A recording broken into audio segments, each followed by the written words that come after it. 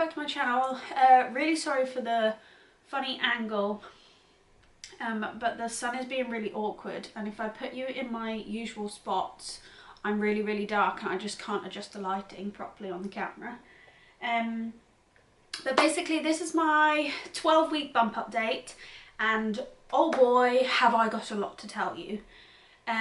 Let's start off with, I had my 12-week ultrasound, and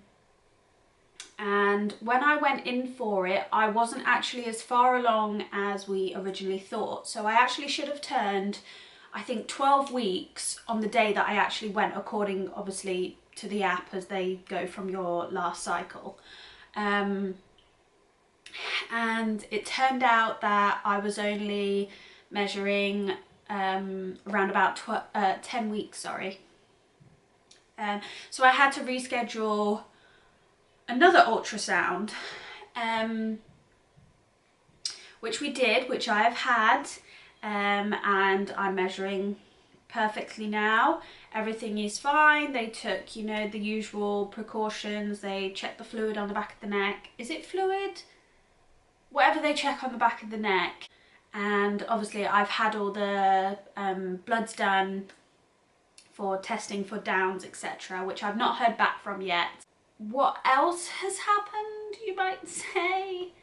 I ended up in hospital. I actually ended up taking an ambulance ride into hospital. I had this with Isaac twice. And I'm pretty sure, if I recall correctly, the first one that happened, I was 27 weeks with Isaac. And I can't remember when the second one happened. I can't remember. It was just too long ago. I've slept since then. But basically, I was just sat on my iPad, going through some emails, and watching a few YouTube videos, as you do. And my heart rate just all of a sudden, like, it was like pounding out of my chest. I didn't know what was going on. And when I looked at my watch, I actually caught it at its highest at 203. It was only me and Isaac home. So in my complete and utter panic, I thought the best thing for me to do was just go to the doctors. They'll know what to do, where to send me, you know, if I need anything for it, or if it's just one of those things that happens and it will just randomly go away. I don't know. So like I say, in my panic, I just quickly got me and Isaac dressed, because me and Isaac wasn't even dressed at this point. Quickly shoved us in the car, because the doctor's is literally like a minute down the road. Shoved us in the car. Went to the doctor's, and I said to her, I said, look, my heart is literally like thumping out of my chest. I said, at about 200 beats per minute. And she said, oh, we don't really do drop-in. She said, but I'll get somebody to come and have a look at you. And this lovely lady from the doctors, she's actually new at our doctors, so I'd never met her before.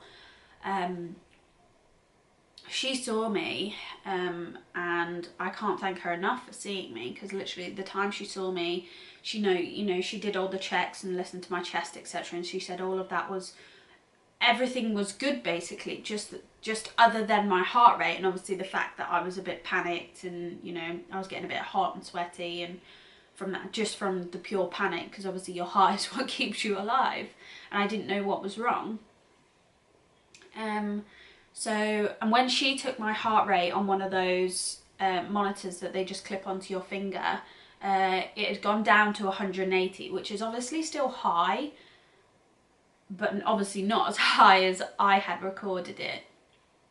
And then she sent off for somebody to quickly bring in an ECG machine, and we had also tried, I can't remember the name of them, but basically she gave me an empty syringe that I had to blow on and constantly blow until literally I had no breath left, to see if I could pop I don't know how to explain it, to see if basically I could move the inside of it out. Because apparently the pressure in your chest can sometimes lower your heart rate. But I don't know the ins and outs of how that works, but apparently it did. I tried it many times with, you know, big syringes, small syringes, and that didn't work for me. But when the ECG machine came through, I lay down on the bed ready. She had stuck all the little sticky pads on me, and just as she was connecting them up to put the clip on, I suddenly felt the thumping had stopped. And I said to her, I said, I think it stopped. And she said, well, we'll just take the ECG anyway, just to double check.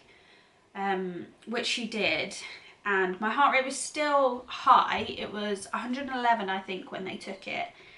But obviously the actual physical, like, pounding of it had stopped. And I think they say anything over 150 or 160, I think it is deemed, you know, resting is deemed more than just a panic attack, I think is what she said. I could be wrong though. So from that, she said, I need to call you an ambulance, which of course then I panicked a little bit more because I thought, oh, it must be something wrong. And she said, is there anybody that could, you know, come and collect Isaac? So I had to quickly ring my mum to come to the doctors to collect Isaac, because obviously he was still with me. I took a ride in the ambulance and they took all my details and everything like that on the ambulance ride, which I don't, if you've ever been in an ambulance, why does it sound like a tin can? It is so uncomfortable to ride in, and it is so loud. It is horrible. But anyway, when I got to the hospital, they basically just did the normal checks that you do when you first get into A&E, because that's where I was sent. So, you know, I had the whole listening to your chest, bloods. I don't think she put a machine on me again. But she did put the one on my finger just to check that. And obviously it was still a little bit high, because obviously I was still a little bit anxious because I suffer with anxiety anyway. And the fact that I had to be in the hospital on my own with, you know, nobody that I knew around, it was really hard for me. But I managed it. Pat on the back. And from there, they basically just went through the normal things. My bloods will come back normal from whatever they checked on it. I think they checked like my thyroid and a few other things. I can't remember what they said. And it turns out I have SVT, which I've never actually been properly diagnosed with until now, basically.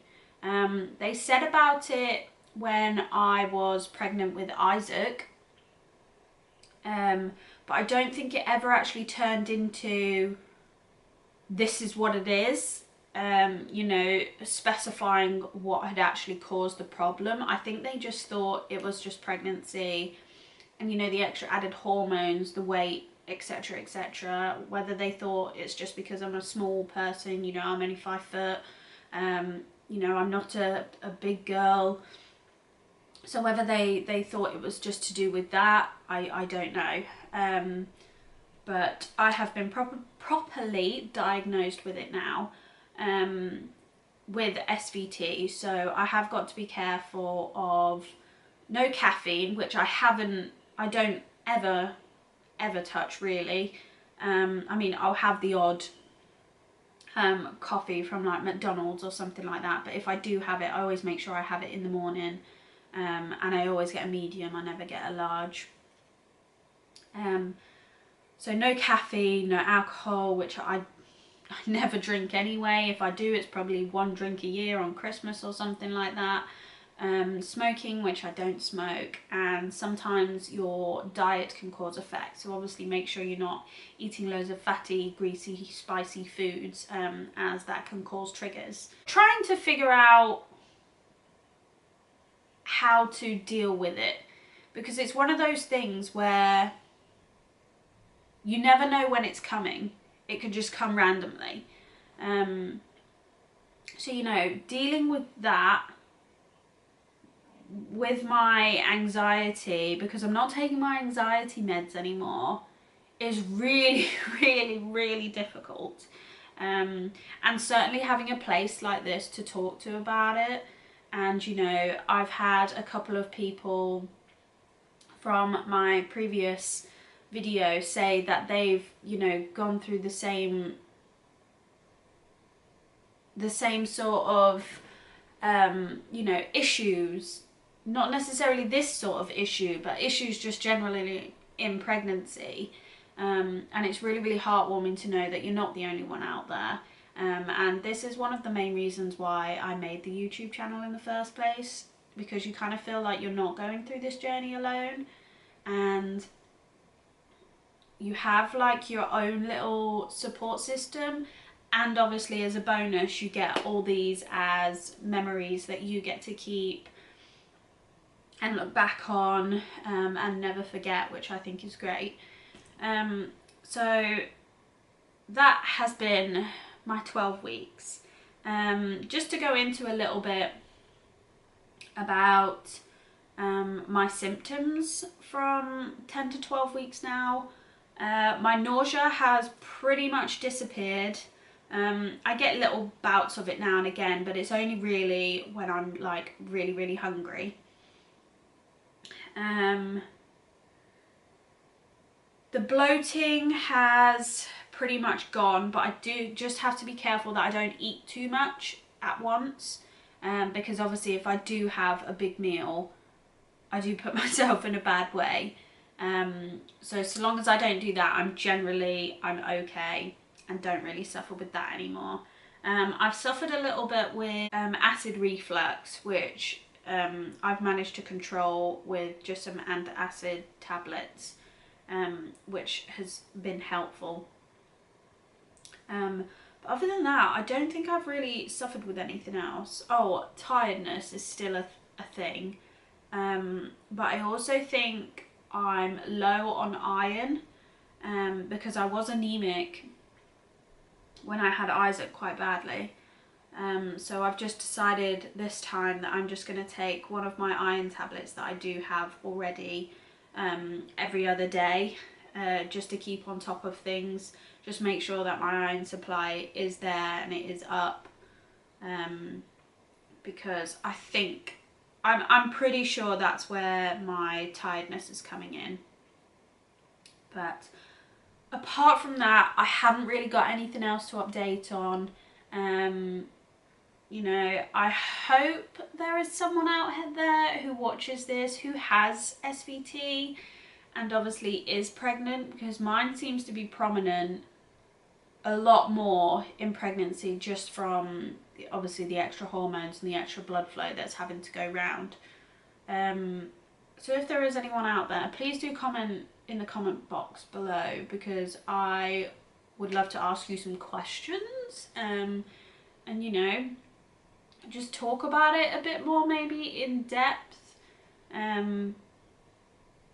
I think that would be really nice, and you know, it's kind of, like I say, a little support system, which I just think is really nice for people to have, especially when they're going through hard times like this sort of thing. So yeah, please do comment below, and please don't forget to subscribe. It does help me out a lot, and don't forget to like this video. And I will show you my 12-week bump in just a sec, and I hope to see you all in my next video. Bye!